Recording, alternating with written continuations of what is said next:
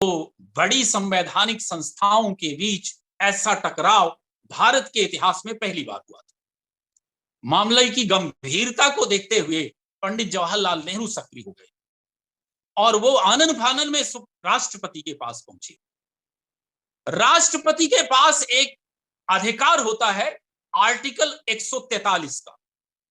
वो आर्टिकल कहता है कि राष्ट्रपति को यदि प्रतीत होता है कि ऐसी परिस्थितियां उत्पन्न हो गई हैं जिसका निपटारा करने के लिए सुप्रीम कोर्ट से सलाह ली जानी चाहिए, तो राष्ट्रपति उससे सलाह ले सकता है। और राष्ट्रपति ने उसी अधिकार का उपयोग किया और आर्टिकल 143 के तहत राष्ट्रपति से अपने प्रश्न पूछे कि क्या किसी राज्य के विधानमंडल को यह अधिकार है कि वो न्यायपालिका को ही गिरफ्तार करने का आदेश जारी कर दे। सुप्रीम कोर्ट बैठी, उस 7 सदस्यीय बेंच बैठी और उसके हेड थे गजेंद्र गढ़कर साहब, सुब्बा राव भी उसी में थे।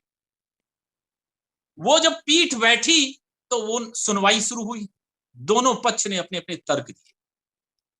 विधानमंडल की तरफ से तर्क आया कि आर्टिकल 194 विधानमंडल को विशेष अधिकार देता है और उसे अपने अवमानना के लिए दंड देने की शक्ति प्रदान करता है।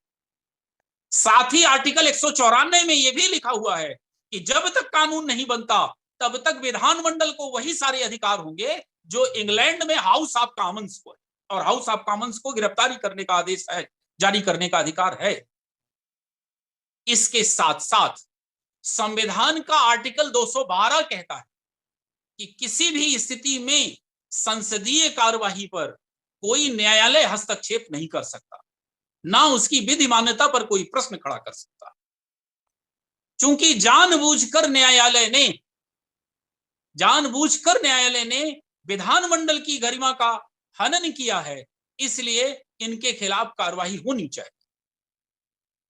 ये तो एक पहलू हुआ। दूसरे पहलू पे बात आई।